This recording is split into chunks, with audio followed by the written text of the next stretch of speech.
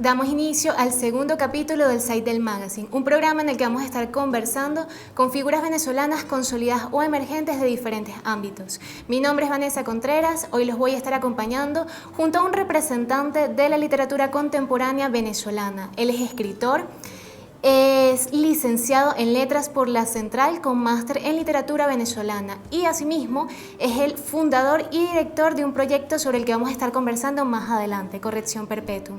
Bienvenido, profesor Álvaro Di Marco, a nuestro espacio. Gracias, Vanessa, gracias a Publicite. Profe, quisiera que me hablara acerca de su infancia. Cuénteme cuál fue su relación con la literatura durante su niñez, porque tengo entendido que usted es un apasionado por la lectura desde que es muy chiquito. Entonces, ¿de qué manera cultivó el amor por este arte? Bueno, fue un amor incubado, ¿no? Desde muy niño en mi casa había muchos libros. Yo me crié con unas abuelas desde los 4 años y apenas llegué, lo primero que me pusieron en la casa, en las manos, fue un libro. Mi abuelo tenía una gran biblioteca, inmensa, maravillosa, y todos los días yo debía aprenderme una lección. Aprendí a leer muy rápido y tenía que aprenderme una lección, un fragmento de una biografía. A veces era Simón Bolívar, José Félix Rivas, Páez. Luego pasamos a la Odisea, Homero, a cuentos de Dickens, y también literatura venezolana, Aquiles Nazoa. Entonces yo aprendí esas cosas que debía darle a mi abuelo cuando él llegaba del trabajo en la tarde. Disculpa, tenía que decírselas, ¿no? De memoria. Yo pienso que eso acabó con mi memoria. Pero entonces se las decía, pero además comencé a articular, a gesticular. Y entonces cuando venían visitas a la casa me traían como si fuera una atracción donde yo contaba una historia y también de alguna manera la actuaba. Entonces, sí, desde muy niño, ya a los 4 o 5, leía y después tenía libre acceso a la biblioteca. Y ya después de los 12, 14 años, comencé a dilucidar qué me gustaba, ¿no? Era un gran novelero, lo mío eran las novelas. Y luego la poesía. Y luego cuando salí a la calle y frecuenté a mis amigos, cuando ya tenía 14, de 14 a los 17, en la adolescencia me encontré con un grupo en San Agustín del Norte de muchachos muy inteligentes, también cultos, vamos a decirlo así. Leían mucho, era los finales del hipismo, era como el año 70, 72. Entonces, entre el rock and roll y la literatura, conocimos la Beat Generation, comenzamos a leer poesía incandescente, poesía que quemaba de alguna manera y que nos revelaba ante todo lo demás, ¿no? La lectura comenzó a ser como unas medallas que nosotros teníamos y había una gran cantidad de autores, que eran de vanguardia, tanto en Europa como en Estados Unidos. Leíamos a Alan Watts, leíamos a Hermann Hesse y había, sí, en ese momento una especie de divertimento y competencia, ¿no? Por quién leía más. Y yo, en Venezuela hay una gran red de bibliotecas públicas y teníamos en Mucubají, donde era una pista de hielo, de patinaje, eso se convirtió en una biblioteca pública. Y yo desde los 15, 14 años iba a la biblioteca y para mi sorpresa, que yo era un adolescente que no creía que eso podía ocurrir, me prestaban los libros para llevármelo a mi casa. ¡Wow! Confían en mí, me lo puedo robar. Pero no, volvía, llevaba mis libros y ¡wow! Yo acabé con esa biblioteca, yo leí todo. Sí, y luego comencé a ir más adelante, ya a los 18, 20, iba a la escuela, a la esquina del Conde, a nuestra biblioteca metropolitana, que quedó en la cuadra de la Plaza Bolívar, y me hice amigo de todos los referencistas, y eso fue como una segunda casa para mí. Profe, ¿y cuándo traslada esta pasión que siente por la lectura al acto de escribir? ¿En qué momento? Fíjate, también fue un acto vanidoso. Cuando tenía como 17, creo que habían unas parejas jóvenes, ¿no?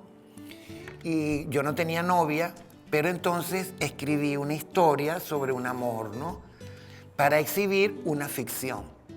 Era una especie de decir yo, bueno, yo tengo una novia, ¿no? También era un cuento. Y todos los que lo leían decían, wow, qué chévere, qué maravilloso. Bueno, ya antes había escrito algo en el liceo, se llamaba El cangrejo es un crustáceo que no camina hacia atrás. ¿Lo escribió para alguna Para un concurso, hicieron un concurso de cuentos y yo hice mi cuentico, que no ganó, por supuesto. Pero se inició con ese Sí, cuento. sí, con ese cuento. Y luego este cuento de la novia ficticia, y luego comencé a escribir poemas, luego cuentos, y lo abandoné por un tiempo. Y luego en los 80 comencé a escribir. ¿Hubo alguna razón para que abandonara? Fíjate, es que tuve varios altibajos. Cuando tenía 19, por ahí quise ser actor de teatro. Entonces estuve en el taller experimental de la UCB, que lo dirigía Eduardo Gil, un gran director de teatro que ya falleció. Y además yo quería estudiar letras. Entonces, claro, yo pretendía que la Escuela de Letras me enseñara a escribir. Y es todo lo contrario, en la Escuela de Letras no se aprende a escribir. Y yo creo que la época en que yo menos escribí en mi vida fue cuando estudié letras. Y luego realmente en los 80 es que comienzo a escribir mi primera novela, pero luego mi vida se torció de nuevo. Me metí en la Biblioteca Nacional a trabajar, entré como pasante y yo pensaba que también ahí iba a ser el dueño de los libros. Sí, que iba a tener todo a mi disposición, lo tenía, pero comencé a trabajar en el área de cine y me apasionó lo de la conservación de las películas y por 20 años me dediqué a eso y solo leía, sí leía novelas, siempre he leído novelas. Siempre se mantuvo leyendo. Sí, pero abandoné la escritura. Entonces, Profe, que me causa curiosidad, ¿cuál fue la primera novela que usted escribió? Porque por lo menos Sin Despedida, su primera novela publicada en el 2019 por la editorial Maravina Sultana del Lago, usted la escribió en el 2013 y tengo entendido que fue la segunda novela que usted escribió. ¿Cuál fue la primera y por qué cuando va a publicar no apuesta por su ópera prima, sino por esta publicación, por Sin Despedida? eso también. También es un acto de vanidad. Mi primera novela se llama Este 6 y yo le cambié ahora el nombre gracias a unas influencias que recibí. Ahora se llama Punto Cardinal. Bueno, porque un crítico me dijo que Este 6 no era un nombre atractivo, pero para mí era muy romántico porque esa infancia de los 4 años fue en la parroquia El Conde, en la calle Este 6. Entonces yo vivía en el Este 6 y mi novela se llamaba Este 6. Y es una novela que cuenta la llegada de mi abuelo italiano, que yo la ficcioné, cómo llega él de 17 años a Caracas, a Puerto Cabello, perdón, y luego a Ciudad Bolívar, porque él venía a buscar oro. Quería ser rico. Y luego se quedó aquí y tuvo esta familia. Entonces hablo del abuelo y luego mi infancia, hasta la adolescencia más o menos. Ahí transcurre esa novela. Luego escribí Sin Despedida. En el 2013. En el 2013, sí. Y Sin Despedida fue otra etapa de mi vida porque mi literatura es literatura de autoficción. Es una que ahora se llama autoficción. Es también literatura de no ficción. Es literatura autobiográfica. Sin Despedida sentí que estaba mucho mejor escrita que la primera. Profe, que me gustaría preguntarle algo acerca de Sin Despedida, de esta novela que abre su trilogía de Ulises, pero me gustaría que primero fuésemos a unos cortes comerciales. Antes de eso, por favor, recuérdele a nuestro público cuáles son sus redes sociales. Bueno, mis cuentas de Instagram son @AlvaroDiMarco y @Corrección Perpetua. Bueno, ya volvemos.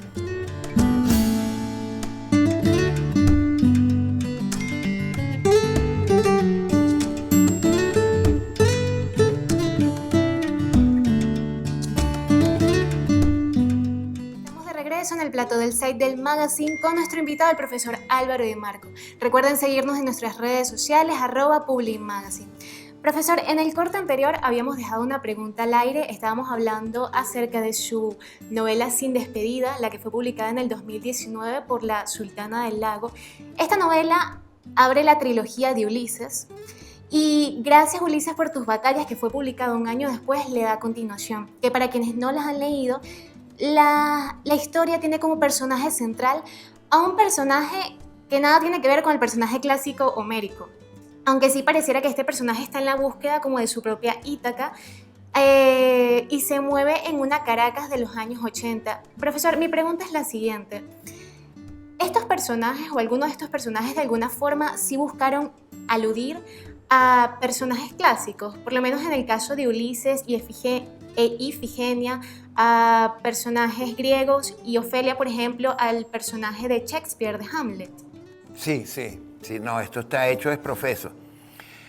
Además de que Ulises, a mí siempre me llamó la atención el personaje homérico, el de la Odisea, porque dentro de toda su parafernalia de que él estuvo 10 años en la guerra de Troya y en esos 10 años él mostró todas sus artes, desplegó todas sus astucias, pero él luego pasa 10 años volviendo a Ítaca. Pero él parece que no quiere llegar.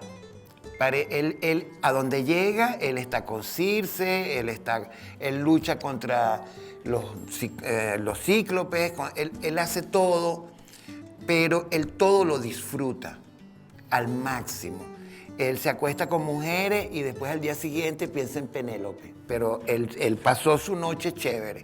Él se le comen, le matan a los compañeros y él, bueno, oye, sí, perdimos unos grandes combatientes y compañeros, pero hay que seguir. Yo creo que la forma de ser de Ulises, a mí de Odiseo, a mí me llamaba mucho la atención porque era un tomar y dejar. Había un desapego en el fondo absoluto. Cuando él llega de nuevo y recupera a su hijo y a Penélope, la historia es tan diferente de lo que uno piensa que debería ocurrir. Este Ulises es un personaje sacado de la vida real. Hay varios Ulises en la literatura. Está el Ulises de James Joyce, que el personaje no es Ulises, pero que son 17 capítulos como los 17 cantos. Yo intento que él haga eso mismo. Hay un Ulises, el Ulises Lima, de los Detectives Salvajes de Bolaño. Hay otro Ulises de una gran novela de Clarice Lispector, pero todos esos Ulises son unos Ulises que a mí me decepcionaron, porque no fueron como el Ulises de la Odisea. Este Ulises que yo he fabricado, sí, está inspirado, yo quería que se pareciera, pero no podía ser una réplica. Es un Ulises criollo, como lo llamó también Vasconcelos, que hizo un Ulises de su vida. Es un poeta mexicano, pero este es un Ulises caraqueño. Entonces uno de los personajes centrales aquí es la ciudad. La ciudad va con él a donde él va. Siempre la ciudad lo acompaña. Él es un animal urbano. Tiene su propio estado de ánimo. Sí. Tanto en Sin Despedida como en Gracias Ulises por tus batallas. Que además en Gracias Ulises la ciudad es despedazada, es devastada por el Caracazo. Caracazo, el evento de 1989. Profesor, quisiera preguntarle, bueno, hay una cita que extraje de su novela Sin Despedida sobre la que quisiéramos hablar. El arte de la ficción es poner en otros lo que llevamos dentro. Sí. Ya usted comentaba en una ocasión, bueno, en el corte anterior por lo menos comentaba que sus novelas tienden a ser novelas de autoficción, tienden a ser autobiográficas. Y también tengo entendido que a usted le gusta o tiene por costumbre escribir diarios en los que como hace testimonio de su vida. Y asimismo comentó que Ulises precisamente sale de estos diarios. Sí. Usted vivió en Puente Hierro, sí, y usted también vivió los acontecimientos de febrero de 1989 y de 1992. Sí. Por supuesto estamos hablando de ficción, pero igual me gustaría preguntarle si, claro, ya dijo que era una novela de autoficción, pero ¿es posible trazar como este paralelismo entre el Ulises de su novela y usted? O cambiando la pregunta, ¿de dónde surge esta necesidad de contar su historia? O sea, ¿qué estaba bulliendo dentro de usted en el momento en el que quiso contar esto? Bueno, fíjate que ahí hay muchos temas. Cuando uno lee, cuando uno es un gran lector, uno lo primero que quiere es escribir como alguien. O cuando uno lee la vida de otro, uno dice, oye, pero yo he vivido cosas parecidas. uno comienza a ser ingenuamente vanidoso, la vanidad siempre está permanente. Un artista es un gran egotista, es un hombre que cree en sí mismo. La vida de cualquier ser humano, de cualquier mendigo, de cualquier ser, por muy anodina que sea, es interesante para él. Cualquier vida es susceptible de ser convertida en una obra de arte. Todo depende de la forma en cómo narremos eso. Indiscutiblemente, para un escritor, lo que tiene más a mano, su material más inmediato, es su propia vida. Yo puedo escribir cualquier personaje de ficción, pero ese personaje lo voy a adornar con lo que yo sé, con lo que yo he vivido, con lo que yo recuerdo. Yo hago un personaje que pongo a hablar como Vanessa porque me gusta como ella habla y la pongo que se siente como Mayra o como Jairan. Es decir, yo puedo hacer un híbrido de la realidad. Sí, Sin Despedida es autoficción porque no se llama Álvaro, se llama Ulises. Es decir, no soy yo. Y aquí hay un pacto ficcional que establece el lector. Una vez que el lector entra aquí, entra en un mundo que no existe, que es real, pero que solo existe cuando él pasea sus ojos por las líneas. Esto es ficción, esto no existe. Y si fue mi vida o no fue, eso no es importante. Lo que es importante es cómo se desarrolla esta historia y lo que mueve dentro de quien la lea. ¿Qué es lo que ocurre? Que, ok, digamos que mi materia soy yo, pero yo mi materia la ajusto, la adorno, la mitifico. Es decir, yo quiero cuando yo digo, esto ocurrió en 1986, y tú acabas de decir, y yo lo he dicho, yo me fui a mis diarios, porque yo desde los 17 años llevo diarios y tengo un closet lleno de cuadernos, que quemé unos cuando cumplí 30 años, quemé todos los que había hecho y me arrepiento de haber hecho eso, pero lo hice en un acto de rebeldía y de consagración artística.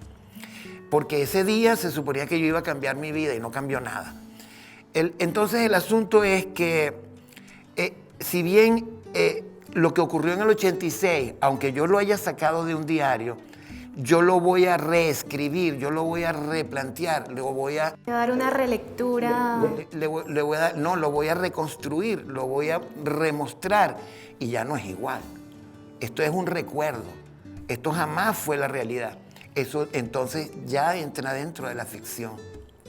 Ok, vamos a decir, está basado en hechos reales. Yo puedo decir que el 70% de esto es absolutamente cierto. Pero esas personas no se llamaban así, algunas cosas no ocurrieron así.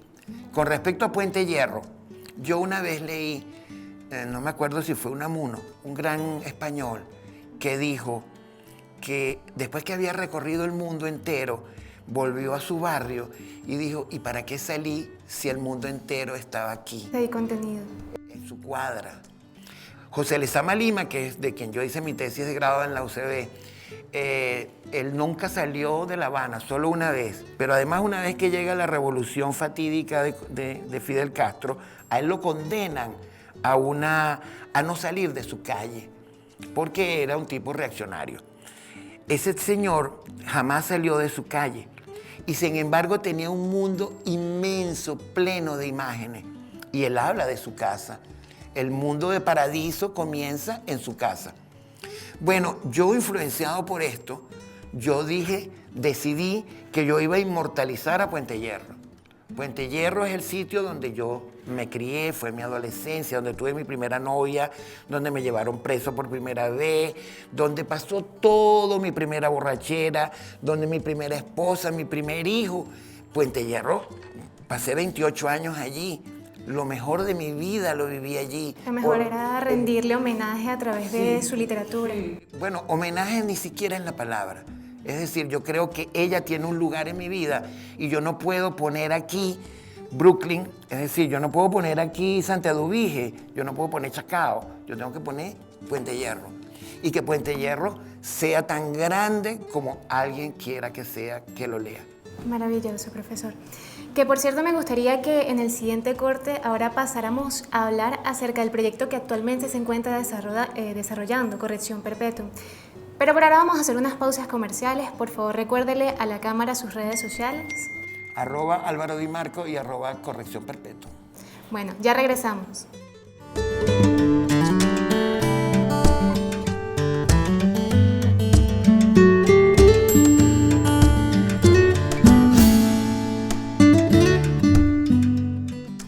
Regreso al plató del Site del Magazine. Hemos estado conversando a lo largo de este capítulo con el profesor Álvaro Di Marco, el escritor Álvaro Di Marco. Nos habíamos quedado en el último corte con una pregunta pendiente. Nos iba a comentar acerca de Corrección Perpetua, un proyecto que nació en pandemia en mayo del año pasado y que ya a día de hoy ya son casi un centenar de talleristas, ¿no? Los que han estado recibiendo estos talleres de formación de un proyecto que ya se consolida como una escuela para escritores. Sí, comenzamos con la pandemia. La pandemia llevó a toda la humanidad a plantearse, claro. Y bueno, de pronto yo me vi sin trabajo porque, bueno, yo tenía un negocio en la Universidad Monte Ávila, una librería de café, y donde estaba muy cómodo, pero bueno, todo se cerró y no había dinero y había que inventarse algo. Y yo tenía este taller que lo había planteado desde hacía como 4 o 5 años. Es un taller que yo me planteé a mí mismo.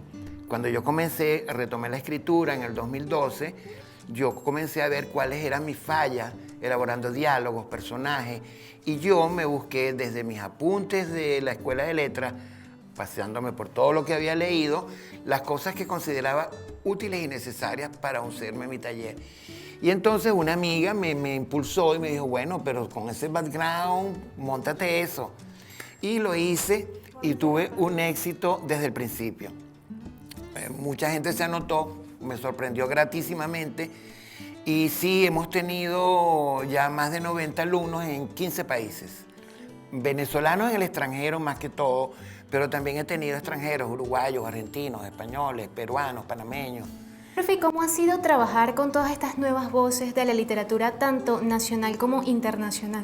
Bueno, ha sido muy placentero. Yo a veces no leo porque es que leo todos los días algo nuevo de mis alumnos. Y mis alumnos están en un permanente, me están plenando de imágenes, de historias. Y yo los veo y yo los leo y leo cosas en ellos que ya he leído. Es decir, oye, esto se me parece a fulano, oye, esta historia se parece a una que alguien contó en algún momento. No es que se está repitiendo, es que todo es como decía, creo que era Nietzsche, ¿no? El eterno retorno. Y entonces se está cumpliendo. Yo veo en todos estos jóvenes muchísimo talento. Hay talento, pero el talento no basta, el talento hay que trabajarlo. La disciplina, hay que trabajar, conocer todas las herramientas narrativas. Ya lo dijiste, hay que conocer los recursos que tenemos, implementarlos y con eso entonces comenzar a darle al oficio. El oficio consiste en tener un tiempo y un espacio que se le dedica con la pasión necesaria a lo que uno tiene en la cabeza. Y me parece un proyecto muy bonito porque aparte de que estás trabajando con los escritores para ayudarlos con su iniciación en este mundo, también les das la oportunidad de publicar sus primeras novelas. O sea, son escritores inéditos que por primera vez están publicando gracias a este proyecto. Sí, ya 22 de esos casi 90 han publicado. Siempre son, bueno, los que tienen el mérito para eso, los que perseveran. Yo hice varios talleres literarios y es muy frustrante cuando tú te devuelves a tu casa con los papeles bajo el brazo a volverlos a meter en una gaveta. Es decir, no pasa nada. Simplemente acumulas las herramientas, las exhibes, pero no haces nada con eso. Y en Venezuela publicar es dificilísimo, siempre lo fue, porque Venezuela es un país de cogollos, de círculos, de élites. Entonces, siempre las editoriales, las del Estado, funcionaban en universidad, había apertura para nuevos escritores, pero nunca se ganaban concursos o nunca había la receptividad que uno esperaba. Las editoriales privadas, bueno, querían dinero, ellos no iban a apostar por noveles escritores desconocidos y pues las internacionales mucho más. Y entonces, bueno, uno lo que hace como escritor es ir acumulando frustraciones. Yo he participado como en 30 concursos a lo largo de estos últimos 10 años y nada, no se gana nada, porque, bueno, yo tengo mucha desconfianza de eso, por lo que he visto, ¿no? Por la práctica que veo y que he podido comprobar en algunos casos. La posibilidad que me brindó la Sultana del Lago, yo participé en una convocatoria en el año 19 y ellos me llamaron, el propio editor Luis Peroso Cervantes, un poeta zuliano, me dijo que estaba encantado con el personaje, que era la primera novela que aceptaba ese año y que la iba a publicar inmediatamente. Por supuesto, yo bañado en rosa. Cuando comenzó este proyecto, él después me publicó la siguiente, en el año 19, y en el 20, cuando ocurrió la pandemia, yo le propuse, oye, si yo tengo un grupo y hay algo que valga la pena, ¿tú lo publicarías? Y me dijo, si tú lo avalas, yo lo publico. Surgió esto de Colección Perpetuum dentro de la Sultana del Lago. Ahora tenemos una colección Perpetuum y nuestros escritores son el grupo de escritores Perpetuum. De alguna manera se ha gestado un grupo literario a partir de un taller literario. Hay un grupo de escritores que no están reunidos ni en torno a una personalidad, ni a una ideología, ni a una editorial, ni a nada. Cada uno escribe a su estilo. Es decir, yo no influencio a nadie a que escriba de ninguna forma, sino a que descubra su propia forma. Y que tenga el espacio para expresarse, para expresar todo eso que tiene contenido dentro y que necesita salir. Absolutamente. Profe, ¿qué recomendación le daría a todos aquellos que deseen iniciarse en la literatura? Bueno, mira, una amiga me decía, todo el mundo manda a leer, a leer, a leer. Sí, leer es una herramienta. Pero leer es un disfrute, es un placer. Hay que hacerlo con sabrosura, hay que divertirse con los libros. La literatura es, primero que nada, entretenimiento. Luego, cuando comenzamos a leer como científicos, como técnicos, como escritores, entonces comenzamos a desarmar lo que leemos. Bueno, pero además de leer, hay que vivir. Hay que vivir intensamente. ¿Y qué es intensamente? Pues con atención. Hay que vivir sin apuro, aunque apurado también se puede estar atento. Hay una noche en nosotros que nos habita y que nos permite ver la luz. Esa noche la ves en cualquier mediodía, simplemente tienes que estar atento. Cualquier cosa, cualquier gesto, cualquier mirada puede ser suficiente para que funcione como una epifanía o como algo que tú debas guardar para siempre. Un escritor escribe porque quiere permanecer y lo que primero quiere permanecer es lo que ve, lo que él cree que es bello. Lo que hacemos es la búsqueda de la belleza. La belleza la encontramos y hay que descifrarla, hay que tratar de mostrarla, de no traducirla, sino captarla y mostrarla. Entonces hay que vivir porque de eso se trata, de que podamos enseñar en las letras, en las palabras, lo que hemos vivido, soñado, deseado o lo que sea. Y eso, cuando lo escribamos, tenemos que pensar en que estamos haciendo una obra de arte. Tenemos que pensar como artistas. Bueno, de verdad, qué bonito, yo estoy completamente de acuerdo. Yo creo que primero uno tiene que vivir. Uno no va a escribir de la nada, no se va a sacar las historias de debajo de la manga. Uno vive, porque al final es la vida misma, la materia prima para el artista, para cualquier artista. Que profesor, no me puedo ir sin hacerle una última pregunta, no podemos cerrar el programa sin preguntarle por qué Venezuela. ¿Por qué desarrollar un proyecto como Corrección Perpetuum aquí en el país? Bueno, mira, que yo por mi mente jamás pasa irme de aquí. Yo creo que esa famosa frase de que las ratas abandonan el barco cuando se hunde, no. Yo creo que si esto se va a desplomar, me desplomo con eso. Es decir, yo creo que, mira, hay ese famoso poema de Cavafis que yo hace rato de alguna manera lo dije, la ciudad irá contigo a donde vaya. Si yo arruiné mi vida aquí, a donde yo vaya, yo simplemente voy a llevar mi ruina. Claro, yo si brillo aquí puedo brillar en otra parte, pero ¿por qué voy a ir a brillar a otra parte? si este es mi lugar, este es mi sitio perfecto, aquí es donde yo me siento a gusto. Probablemente me pueda sentir a gusto en otro lugar, pero seguramente extrañaría a mis malandros, al tono, la luz de la ciudad de Caracas. Por ejemplo, en este momento, la luz de Caracas dicembrina es única. Yo no cambiaría eso por Grecia. Me encantaría ir a Grecia. Yo he ido a Madrid, a Buenos Aires, a San Juan de Puerto Rico, a La Habana. Maravilloso. Pero nada como Caracas. De todas formas,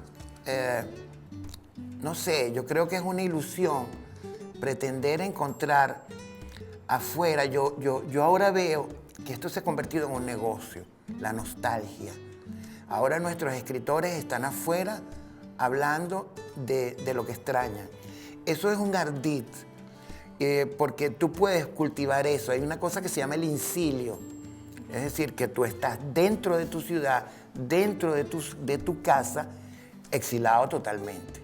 Las circunstancias te han llevado a un ostracismo total. Entonces tú puedes comenzar a sentir nostalgia por la vida nocturna, por las noches que te ibas a las Mercedes o a la Castellana o a divertirte o a lo que fuera, ya eso no es posible. Es decir, ya yo no necesito salir del país para extrañarlo. Es una cosa increíble que solo Venezuela te la brinda, porque es que este es un país maravilloso de gente llena de maravilla, porque como somos tan locos, tan indecisos, tan indescifrables, tan vamos de cero, donde tenemos unas altas y bajas de intensidad en todo lo que vivimos que nos hacen muy particulares. Creo yo que tenemos la posibilidad artísticamente, hay un gran potencial de poder decir todo lo que queramos. Yo no le brindaría mi talento a nadie que no fuera Venezuela, a nada que no fuera Venezuela, porque sería ingrato. Es decir, a mí me parece bueno, no sé, si yo me eduqué aquí, si me formé aquí, si amé aquí, ¿para qué me voy a ir a morir a otra parte? Eso sería injusto con mis ancestros, con mi vida toda. Claro. Todo lo que ha venido acumulando. Yo creo que hay que ser fiel a sí mismo.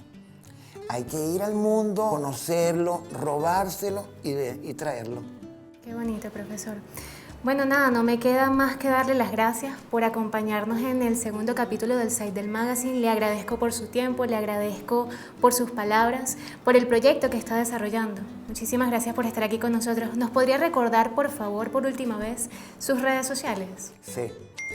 @Álvaro Di Marco, de Marco, @corrección perpetuum con W. Bueno, y de nuestra parte nosotros nos despedimos por ahora.